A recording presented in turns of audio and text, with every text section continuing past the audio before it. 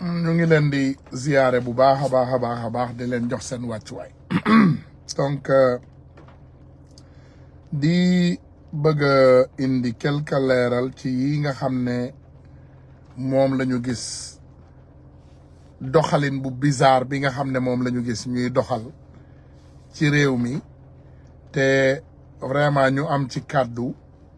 ñun ñëpp ñu mën cee yey yàbbi déjà damay am tuuti rek loo xam ne dañ ko daan wax toujours waaye dañ koy yokk ci li ñu daan wax nee nañu leen kenn ku nekk ci ñun dafa am responsabilité ci ni réew mi di doxee donte xam nañu ne peut-être jot amul ci yenn circonstants yi waaye dañu am ay responsabilité tey boo toogee nañu ne 90% de notre combat lâchel nañ ko bandi yi nga xam ne ñoom ñoo jàppoon réew mi en otage te sàcc suñu alal jël ko di ko jëfandikoo di ko partager seen diggante di ko fayee ay nit pour ñu def ñaawteef bi ci gën a fës je pense que dégg ngeen ndaw si benn pomme et demi bu ne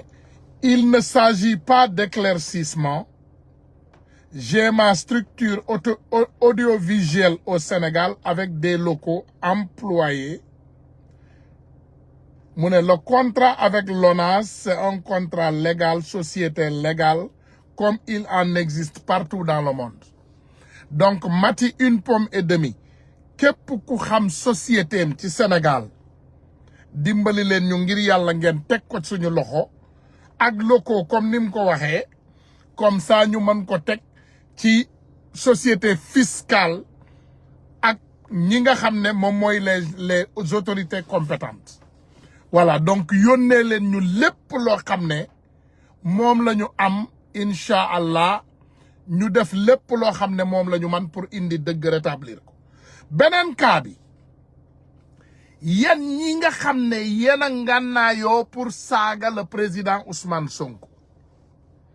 te ñu xam leen te kenn ku nekk ci yéen nag jële ci gàcce ndax maanaam booba ba léegi yéen ñi doon saagalu ak ñi doon fay pour ñu saaga ak ñi doon saaga yépp kaar ma dal na seen kaw maanaam yéen ñëpp vous avez payé les pots cassés ñi doon jiiñ ëmbal nañu ñi doon jiiñ tëdd ak jigéen tëdd nañoo ak jigéen lépp génn ci biti ñi doon jiiñ yéen ñi doon saaga di wax ñaawteef di def ñaawteef yépp seeni ñaawteef feeñ na te tegu na ci kaw tey nag bi gën a grave laa leen di indil gis nga yéen ñëpp seen chefu kullu kuy saagaloo ci Sénégal déglu leen ma encore une fois déglu leen de xibaar laa leen indil xam nga nee naa leen info rapide te man saa yu ma waxee dina leen naqari dinañu génn di mbëkkante dinañu saaga dinañu xaste waaye duñu dindi li ma wax te li may wax nii dama koy wax avec toute responsabilité avec tous les preuves qu'il faut ki nga xam ne saagakatu Sénégal yépp moo leen yónni woon ngeen di saaga ki ngeen amoon yaakaar ci moom yaakaar ne moom ngeen di jox réew mi ki ngeen yaakaaroon ne tey boo leen ko joxee réew mi seeni problème jeex ki ngeen yaakaaroon ne tey moom moo leen di génnee ci problème yi ëmbal na xale bu jigéen bu tudd Kumba nag damay wax nag tur bi sax dama leen koy junj ëmbal na xale bu jigéen bu tudd Kumba bu ñu indi Amérique jëndal ko kër jëndal ko oto bu nice jox ko xaalis bu takku bu tollu presque ci milliard indi ko Amérique jox ko logement jëndal ko oto ba pare ne ko muut demal defi li ngay def te bàyyi ma man it ma def li may def donc vous voyez ça ne paye pas et ça c'est le plus grand des insulteurs ki nga xam ne moom moo mag ci defkatu ñaawteef yi moom moo ëmbal nit indi ko Amérique ci dëkku Tunkara ba pare jëndal ko ab kër ba pare jëndal ko ab woto ba pare jox ko xaalis bu takku ne ko va vivre ta vie te ñu ne pep bu kenn waxati imaginez léegi xool leen rek xool leen tey doo leen nelaw vous ne dormirez pas parce que seen kilifa ki nga xam ne yéen ñëpp moo leen di yónni moom mooy seen kilifa le fonctionnaire milliardaire yéen ñëpp xam ngeen ko kenn deful yàlla dafa def nag comme léegi ay kilifa lañu te ñun ñoo nekk ci nguur gi donc am na kàddu yoo xam ne mënatuñu koo wax mënatuñoo tudd yenn tur yi du noonu waaye ñoom xam nañu ci seen biir te man de saa yu may wax damay yor téye naa lu dëgër sama loxo du ma tudd nag tur yéen toog leen fii deviner ay nandite ngeen kenn dofu fi ndax Sénégal rek nga gisee ponkalu maam yàlla sax ñu jiiñ ko jabar mu weddi Sénégal rek la amee ñu ne la diw sa jabar la nga ne déedéet du sama jabar loolu Sénégal képp la amee mais fonctionnaire milliardaire ba ëmbal na xale bu jigéen bu mu indi Amérique musuñu yaakaar ne nag secret bi dina génn ndeysaan comme toujours ëmbal gone gu jigéen indi ko Amérique jëndal ko kër jox oto bu rafet jox xaalis bu doy non yax bi toj na ki bëgg ñu toj yax bi kay da ngeen bëgg ñu mokkal ko wala rajaxe ko waaye yax bi moom toj na ndax nee naa leen moom la gars yi yaakaaroon pour teg ko ci bopp nguur gi moom la ñu yaakaaroon moo leen di génnee ci seeni ay problème xam nga wax naa leen loolu donc falaa mën a yem moom la ñu yaakaaroon ne tey incha allahu rabbi moom mooy nekk ci boppu Sénégal donc nag léegi li ci des nag nee nañu wax bu mat dof yee ko moom ci boppam mii may waxal ma ngay seetaan ndax ba ñu jotee information yi moom jot na ci xam na ne jot naa ci information yi donc dama ne ay nandite ngeen saagakat yi daal comme li ma leen di wax ñi nga xam ne yéen a ngi saaga yépp ñi nga xam ne booba ba léegi yéen a ngi fay ay doomu aadama ñuy saaga ay nit ñi nga xam ne booba ba léegi yéen a ngi yëkkati ay kaddu yu ñaaw di ko teg ci bopp ndodd Ousmane Sonko yéen ñëpp seeni problème mi ngi ne gàññ di leen xool nee naa leen ba ca mujj mooy waaja même chose c'est la même personne ki nga xam ne moom moo fi weddi sax ab soxnaam ci kanamu àdduna yépp ñu ne ko ndax kii soxna la mu ne déedéet parce que ndekete booba mbiri yëpp jaxasoo na carte gi jaxasoo na gone gaa ngi Amérique léegi nag benn cas rek moo am j'espère bien que du passeport diplomatique ndax gis nañu xam nañu soxna si xam nañu ne mi ngi Amérique waaye lenn rek moo ñu jaaxal visa bi ak ni mu ñëwee donc wóoruma ndax passeport diplomatique la ñëwee wala passeport ordinaire ak visa la ñëwee donc ñaar yooyu umpule naa ko mais xam naa ne ma nga Amérique ba pare te jox nañu ab kër ba pare joxe nañu ab oto ba pare ne ko vraiment va vivre ta vie loolu ci agrément la te ñu xam ko donc dama ne arrêtez vos banditismes arrêtez vos banditismes et nous voulons aussi que jeunesse bi ngeen continuer communiquer man maa leen ñaan lii nee naa leen yàlla mooy fale du doomu aadama ku yàlla fal doomu aadama mënu koo folli ku yàlla folli doomu aadama mënu koo fal donc suñu njiit yi dañuy mattali rek mission bi nga xam ne moom la leen yàlla sant bu leen arrêté communiquer ku yàlla namm nga falu di nga falu ku yàlla namm nga folleeku bu fekkoon falu nga ba pare di nga folleeku ku yàlla namm lu yàlla namm ci doomu aadama bi mooy am donc continuez leen communiquer continuez à communiquer il ne faut pas laisser le terrain aux bandits aux délinquants aux voyous il ne faut pas le faire si on doit communiquer il faut communiquer bu kaddu président Bassirou Diomaye Diakhar Faye génne nañ ko jàllale bu kaddu le président Ousmane Sonko génne nañ ko jàllale loolu mooy dëgg le premier ministre Ousmane Sonko lim ñu nawee mooy moom dafa daan junju rek ñun ñooy jël kàddoom yi toj yax yi moom day junju rek ñun ñooy jël lépp toj yax yi teg ko sur la place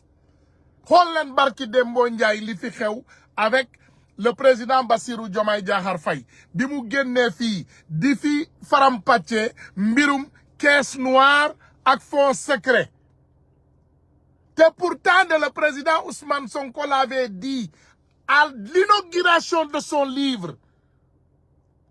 bi mu koy génne solution booba la fa jëloon tag yax bi farampàcc loolu il a fallu ñun ñu dem pour download vidéo boobu indil leen ko tasaat ko ci réseaux sociaux pour ñëpp am ko donc ñun ñu ngi faillir suñu mission suñu mission ñu ngi koy faillir dama la ne yonent yàlla Muhammad sallallahu alayhi wa sallam le président Ousmane Sonko de moom lay topp nee na politique gu yonent bi lay def fàtte ngeen ne yonent bi ba mu demee Madinatul Munawwara dafa am ay lieutenant yu ko waroon kaddu bu mu bëggoon jàllale kaddu bi day jàll kaddu boobu moo jàll tey ba l'islam doon li mu doon donc dama ne nañuy jël kaddu yi yeggal leen fi ñu war a yegg nañu jël wax yi wax leen fi ñu leen war a waxee ba doomu aadama bu ne jot ci ñi nekk ci position ba pare continuer leen wax ñi nekkul ci position continuer leen wax ku yàlla nam fal di nga falu ku yàlla namul fal doo falu mais bu ñu toog ne man fal nañ ma léegi li ma waroon wax yëpp jaratul wax voilà donc beneen affaire bi aussi ñu toogaat ci beneen côté bi aussi ñi nga xam ne falaguñu leen ñu ne damay ragal bu ma waxee gars yi mere ma wala nangam non il faut parler la vérité saa boo waxee dëgg ñu war laa mere yàlla nañ la mere saa boo waxee dëgg ñu war la cee mere yàlla nañ la mere yàlla bul am loo xam ne baaxul ci yow ndax lépp lu baax ci doomu aadama lépp lu baax ci yow yàlla na la ko yàlla defal lépp lu gën ci yow li gënul ci yow yàlla na la ci yàlla musal yàlla nañu yàlla musal ci noppi bañ a wax dëgg parce que dafa am lu ñu yaakaar ci doomu aadama yàlla nañu yàlla continuer xiir ci dëgg donte nit bu la tegee ci position sax wax ko dëgg loolu moo ñu fi indi dañu bëgg ñu continuer suñu combat comme niñ ko jàppee continuer à sensibiliser continuer à dire la vérité beneen dëgg bi gën a grave barki Dembo Ndiaye on a vu madame la ministre Soxna Yacine Fall doomam bu jigéen ñu jël ko ci benn position defe naa adduna bi yëpp teg ci seen bët am ñu ko rafetlu am ñu ko ñaawlu comme les opinions sont libres à être divisées parce que man je dis toujours nit ku qualifié moom bu demee teg application fi nga xam ne foofu la ko war a tegee ba ñu jox ko liggéey bi c'est bel et bien mais beneen affaire bi nga xam ne moom laay ñaan te ma koy ñaan autorité yi te waxoon naa ko ak quelques-uns laaj naa leen ko avant gënaluma ñu defee ko nii waaye bëgg nañ koo teg ci penc mi jox leen ñu ay site web yoo xam ne adduna bi yëpp la fi nekkal sénégalais mu ne mën naa dugal application am ba pare poursuivre application am parce que sénégalais lu bari lu ñuy jooy ñu ne ñoom ñu ñuy ne l'homme qu'il faut à la place qu'il faut indi leen seen ay application ñu jël leen waaye kenn xamul fan ngay yóbbu ab application ba ci man Ousmane Tounkara kenn xamul fan nga war a yóbbu sa application dugal ko fa pour ñu mën koo saytu pour ñu mën a xool ndax qualifié nga wala qualifié wuloo pour liggéey ñu jël la liggéey doomu aadama yi xamuñu fu ñu jëm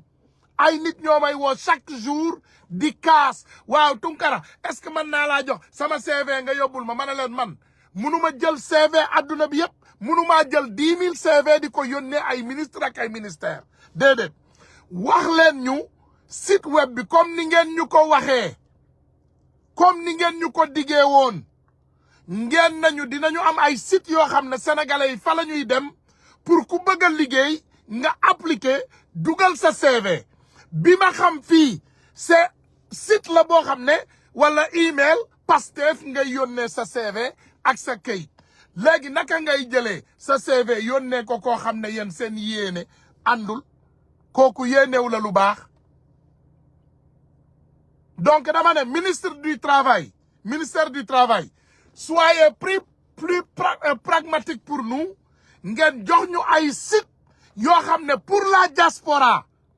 dinañu mën a dem appliquer liggéey bi nit ñi bëgg wax seeni ay qualification dugal seeni ay CV comme ça ñu mën a am liggéey loolu mooy li nga xam ne moom la sénégalais yi bëgg ñu yóbbante ma ko ma wax ko ci suuf waxaat ko ci suuf léegi wax naa ko ci kaw doomu aadama yëpp dégg nañ ko xamuñu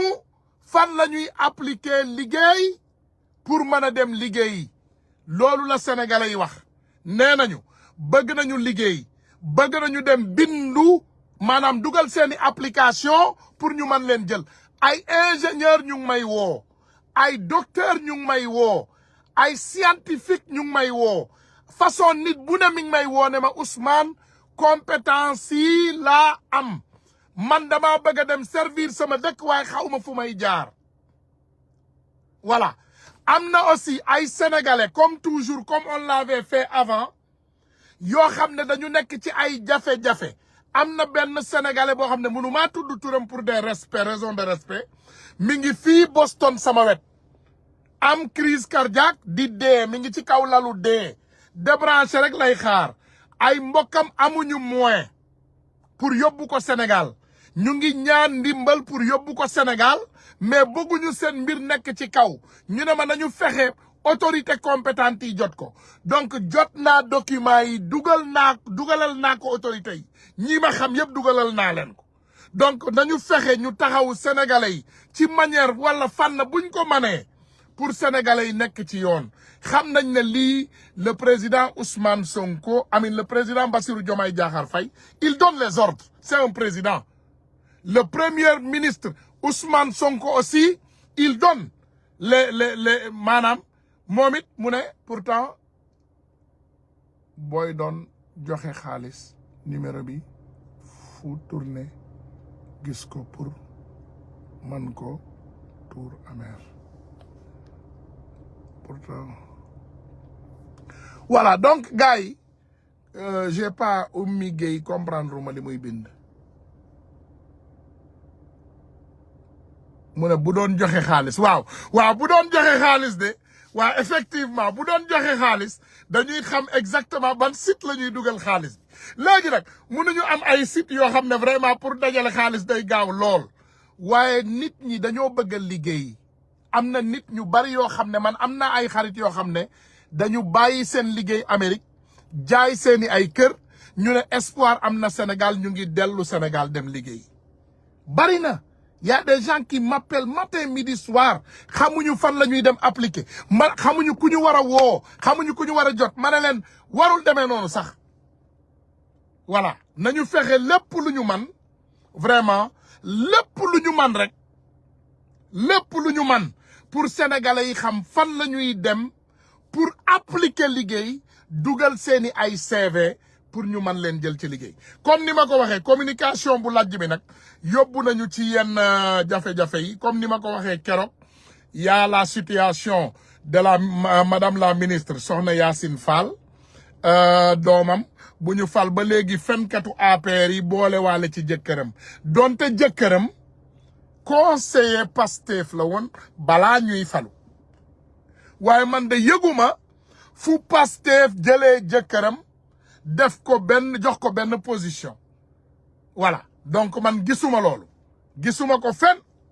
amul fenn foo xam ne dugg naa fa xëy na yéen ngeen ëpp ma xel wala ëpp ma xam-xam waaye amul fenn foo xam ne man dugg naa fa ba gis ne diw de jël nañu jëkkëram teg ko fii donte nag bëgg naa ñun ñëpp li américain di ne equal opportunity bëgg naa ñun ñëpp ñu am ay opportunité yu légal yu égaux loolu nag pour am comme il faut ngeen won ñu site yi wax ñu fu ñuy dugal suñu ay projet wax ñu fan la ñuy dugal suñu ay application wax ñu fan la ñuy dugal suñu ay CV bëgguma dégg nag ku ko bëgg a yónnee ko ci emailu Pastef déedéet Pastef du Sénégal Pastef parti politique la dañu bëgg quelque chose qui est apolitique foo xam ne doomu sénégalais yépp fa la ñuy dugal seen application loolu lañ soxla parce que aussi il y a des personnes qui sont compétentes au Sénégal qui ne sont pas politiques donte moom waa APR ak yàqkat yu garaaw yooyu moom ñooñu kenn waru leen fal fenn kenn waru leen jox benn liggéey dañu leen war a dàq réew mi parce que am na ay bandi yoo xam ne waruñoo bokkati ci Sénégal yàqkat yi mais nag am na ay doomu sénégalais yu compétent yu ma xam man j'ai un ami intime à moi que je vais amener à l'aéroport vendredi xamul fan la ñuy appliquer liggéey ci Sénégal c'est un ingénieur mais c'est grave ça c'est un ami à moi du ma jël nag téléphone ne damay woo monsieur le ministre bi pour mu dugal parce que dañu bëgg lu leer ñun dañu bëgg a yoon boo xam ne fa la ñëpp di dugg dem wuti liggéey loolu mooy dëgg bëgguma woo kenn en secret man bañ naa ko ba ñi ma xam-xam dañu ne je l'ai dit que man bëgguma tëb rang bëgguma nga war a rang fii nga romb rang bi ne comme xam naa nit xaaral ma jaar na le déedéet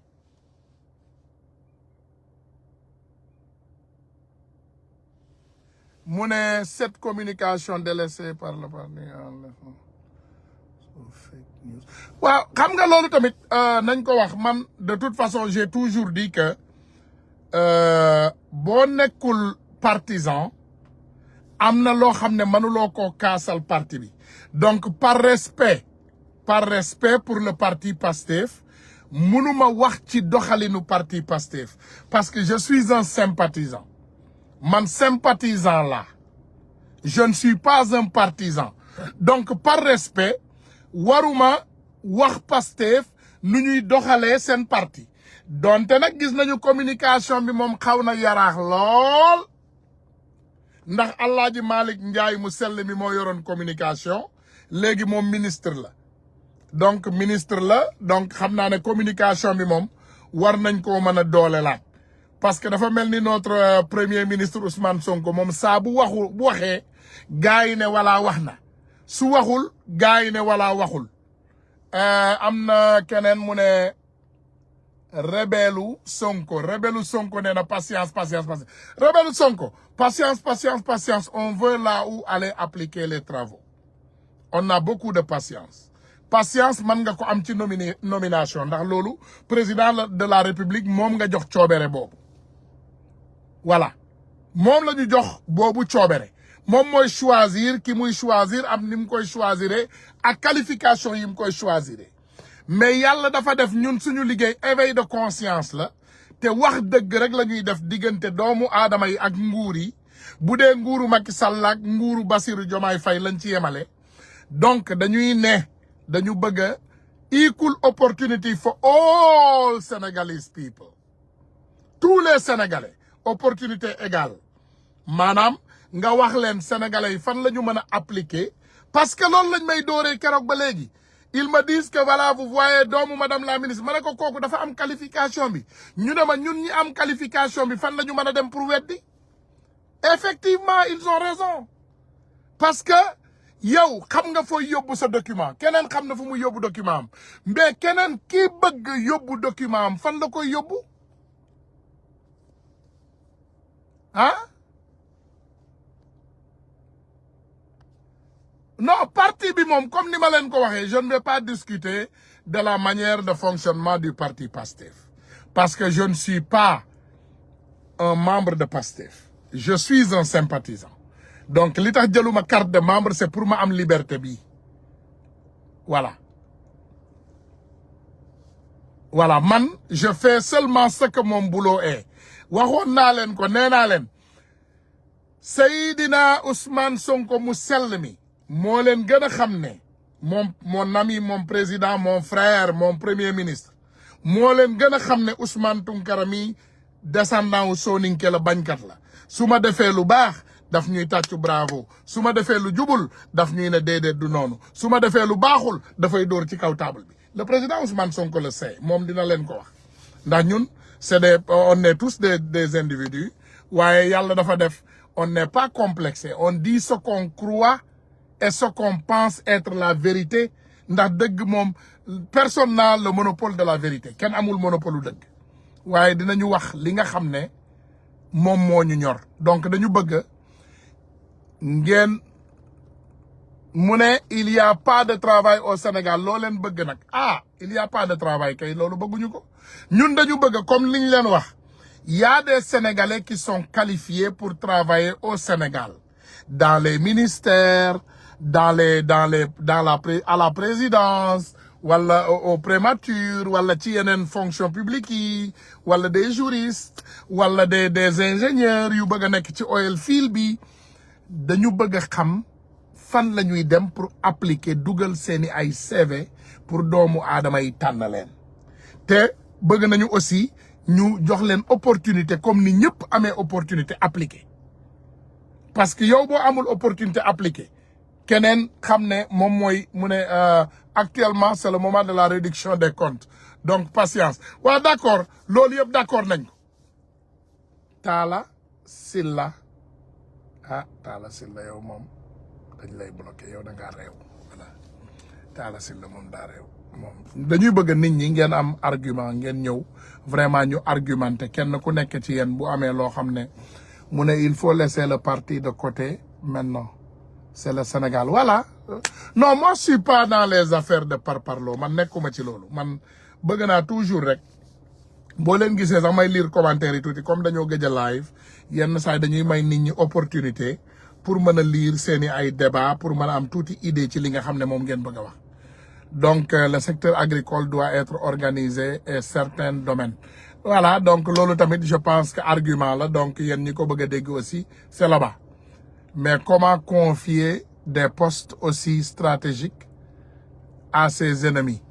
en tout cas man comme ni ma leen ko waxee je ne suis pas la personne qui met les personnes dans les postes qu'il faut donc j'en suis sûr et certain que ñi ñu am c'est des spécialistes voilà c'est des personnes très engagées et des personnes qui ont beaucoup de conseillers mu ne déedéet mu ne Bandia Sankharé non Bandia Sankharé moom je ne pense pas que boobu dinaa ci dugg c'est pas ma place pour dire à quelqu'un qui a été nommé par le président légitimement xawma ci yan condition et je sais que ce qui est rare nag ma wax leen ko mooy am diplôme boobu ci art c'est très compliqué parce que sujet boobu même man bi ma ci defee ay question subject bi nee naa soxla na ay nit yu ma yónnee seeni ay CV ak ay diplôme ma xam sujet boobu du nit ñu bari ñoo ci am diplôme voilà donc c'est un peu compliqué donc je pense que foofu moom dinaa ci xaw a mandu tuuti cette fille est membre active de PASTEF qu'elle allait dans les manifestations ou donner son argent est-ce que il y avait certains qui la disaient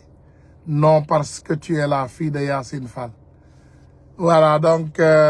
fina voilà loolu man duma ci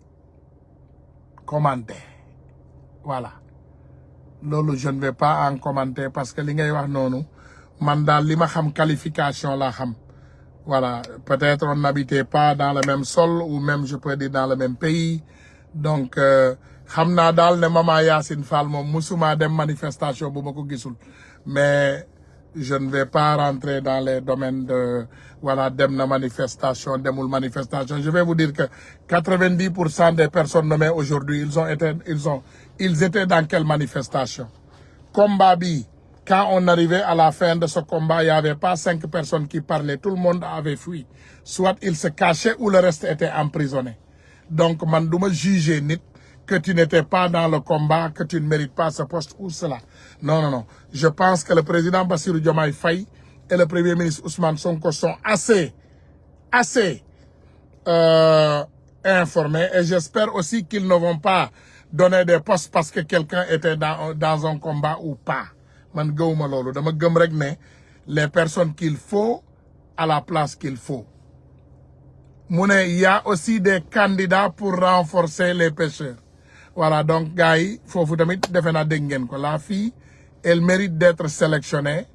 elle a l'expérience voilà donc kooku tamit non monsieur Tounkara continuez votre discours sinon vous perdez le fil non je pense que ce que je devais dire c'est déjà dit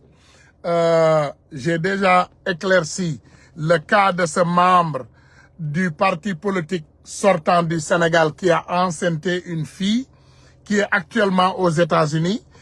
qu'on a offert une voiture et une maison de luxe et 1 milliard de nos francs et son prénom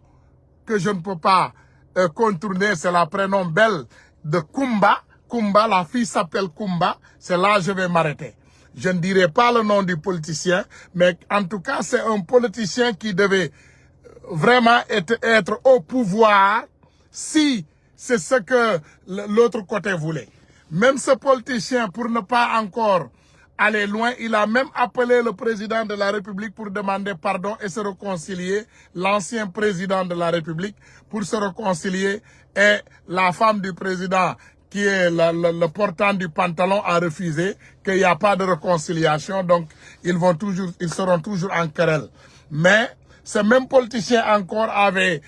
refusé une femme qu'il a été accusé que c'était sa femme. Donc, je pense que là, c'est clair. Et l'autre, j'ai aussi demandé au gouvernement, s'il y a possibilité,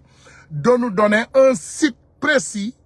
là où les Sénégalais de la diaspora ou du pays peuvent aller pour appliquer du travail s'il y a possibilité. Parce qu'il y a beaucoup de personnes qui m'interpellent dans ce cas. Donc, je pense que c'est quelque chose qui nous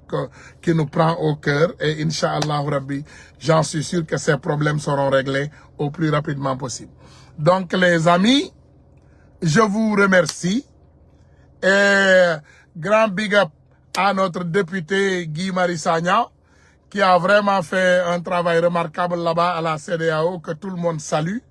Et à nos autorités aussi, grand big up. Ils font un travail exceptionnel comme toujours. Grand big up à notre grande dame, Adja Mimi Touré Mousselmi, et suñu yaay Maman Aïda Mbodj, et tous les Sénégalais, et vraiment merci. Mu ne vraiment laisse cette fille tranquille. Quelle fille?